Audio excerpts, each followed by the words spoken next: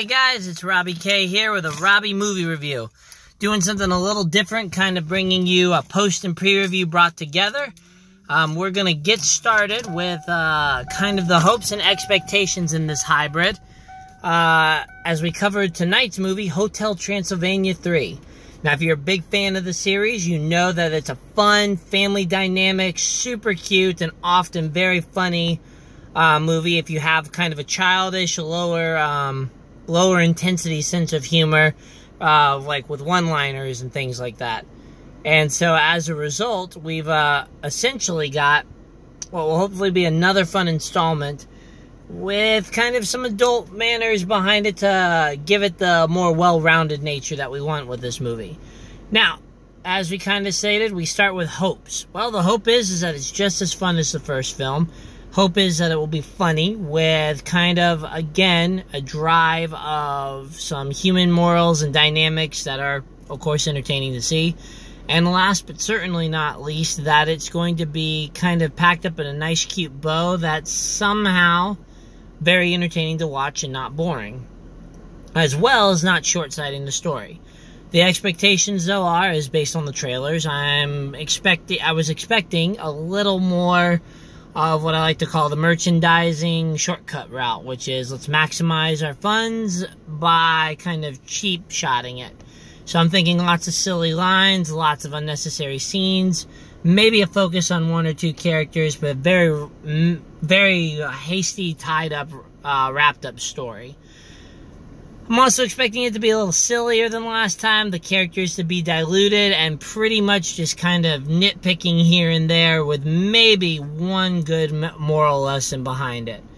And where all this is kind of coming from is, again, if you saw what they did with the series, or made the attempt with when it came to the short film that they did during the Emoji Movie, one of the Sony Pictures failed projects, as you know, then perhaps I think that that's when the series started hitting downhill, as well as the cartoon that came out on the Disney Channel. Cute as it was, it just didn't quite have the bite with it.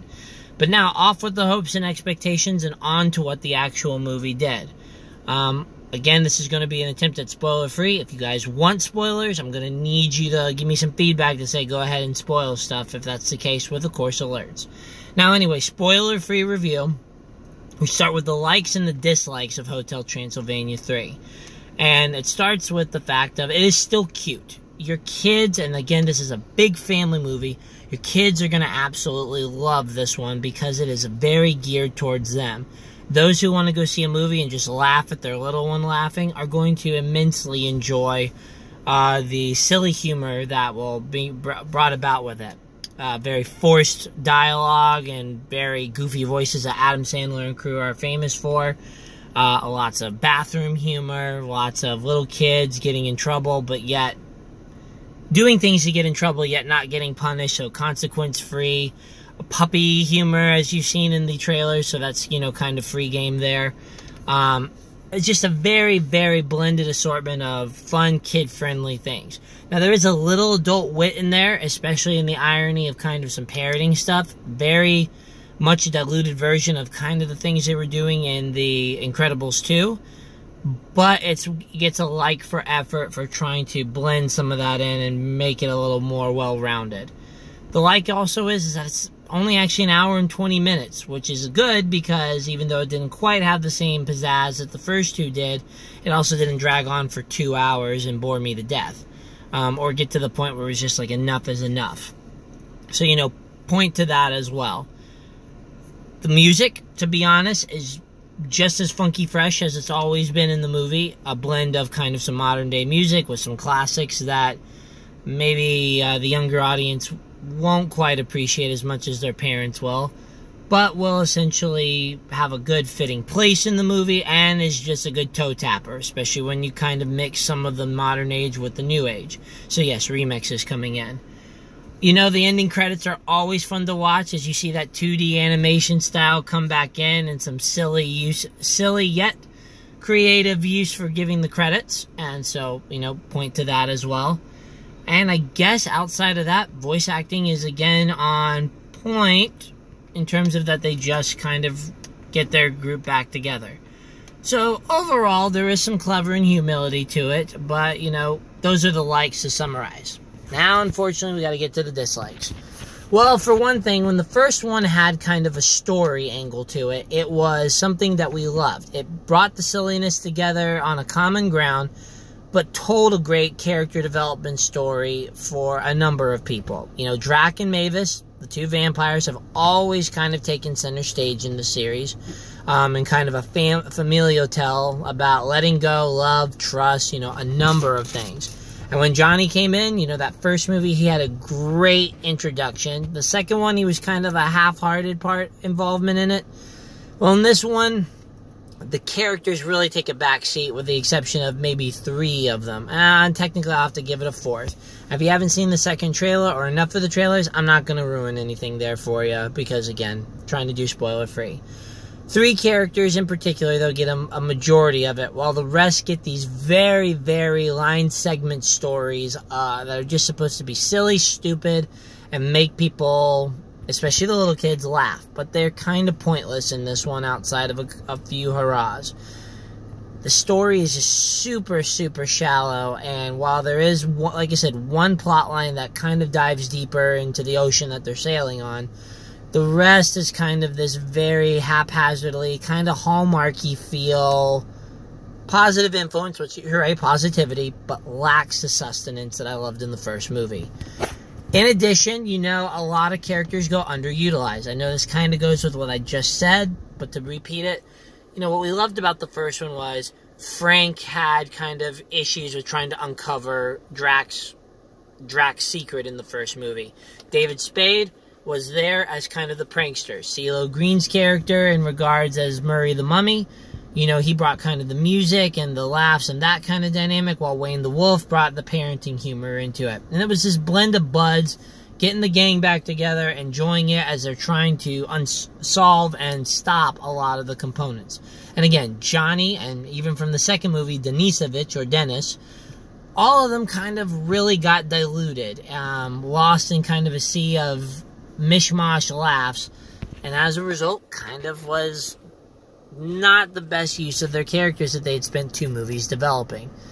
In addition, the movie is also too short, you know, hooray, because, you know, we get this mediocre thing out, but perhaps by extending it, they could have found some better storytelling to it, and I think that might have been the bane of their efforts.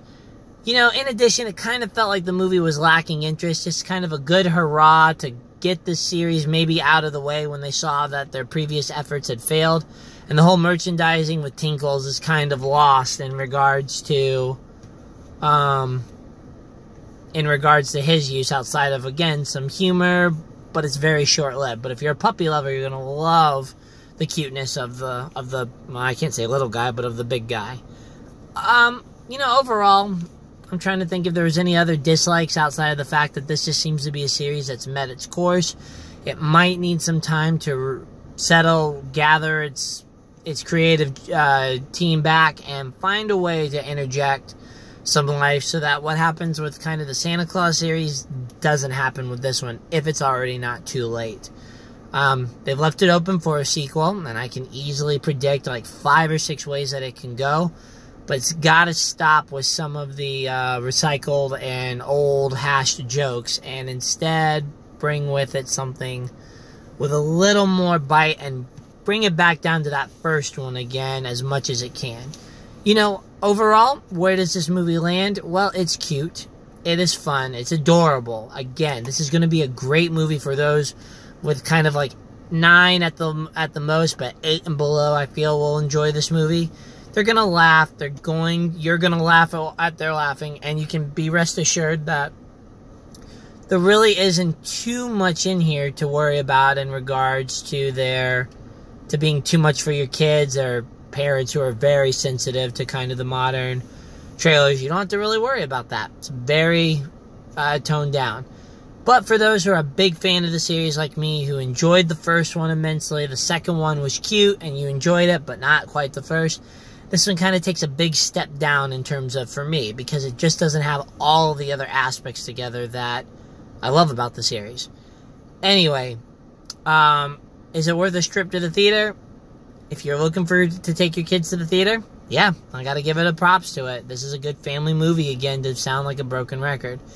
However, as many of the audiences are, it's probably going to be one worth waiting for when it gets to Redbox, so you can watch it in the comfort of your own home with the popcorn and snacks you like to do, depending on if you're a health craze or not.